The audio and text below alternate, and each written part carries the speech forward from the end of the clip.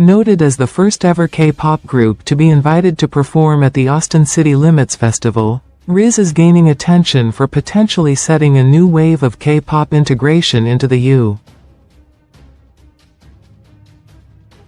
U.S. For those who may not be too familiar with this festival, it is an annual festival spanning the duration of 2 weekends and drawing over 450,000 attendees every year.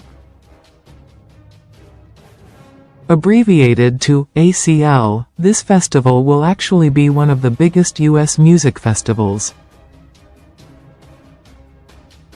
But why was the group's performance such a milestone? Sure, we've seen groups like BLACKPINK and BTS be invited to larger festivals such as Coachella and Lollapalooza over the years, but this is the first time we've seen a major performance take place outside of major cities like Los Angeles and Chicago.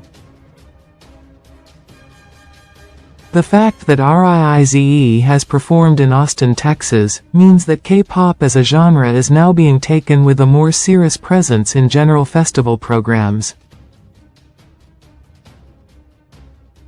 It's not just a small part or act, but rather a mainstream narrative.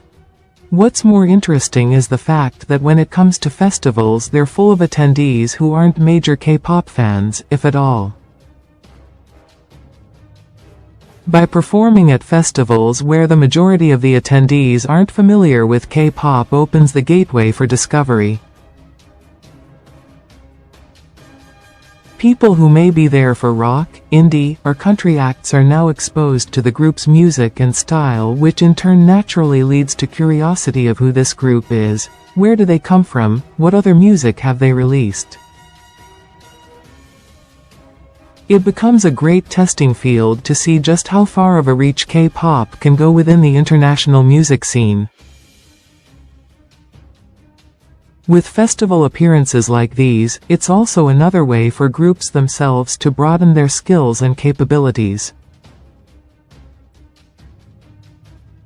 Particularly with live singing, as most of these festival stages are performed with a live band, that means the preparation the groups would have to do to adapt set lists, staging, their songs all either leads up to success or criticism, and therefore sets the base standard for what people can expect from a K-pop group.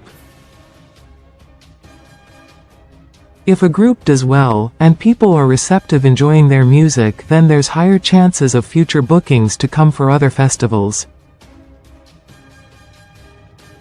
But if a group doesn't do well, people aren't receptive, and they perceive the overall performance to be lackluster, well, let's just say, it's not likely you'll see the group again in many festivals. Unexpectedly, even the members of RIIZE were shocked at how well their performance was received. With members Sohee and Shotaro explaining that the entire group was nervous due to the fact that they were aware the people attending the festival were not familiar with K-pop.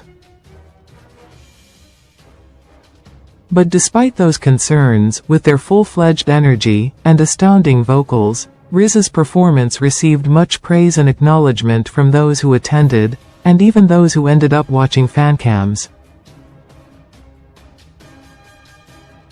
Even major news outlets like Forbes ended up making headlines for the group. Thus, with the positive responses received, ACL may now actively consider bringing more K-pop acts, along with other major U.S. festivals, and who knows, there can be more crossovers of K-pop collaborations, not just with mainstream music, but branching into country and indie. In doing so, now K-pop groups can gain more fans as the crowd engagement of those who did not know about K-pop come to enjoy it. Furthermore, festival audiences can expect more live vocals with less lip-syncing, and overall RIIZE's performance this time around can lead to many adjustments to support K-pop performance standards, possibly even in places where not many K-pop groups tend to perform. See also, RIIZE becomes first K-pop idol group to perform at Austin City Limits Music Festival.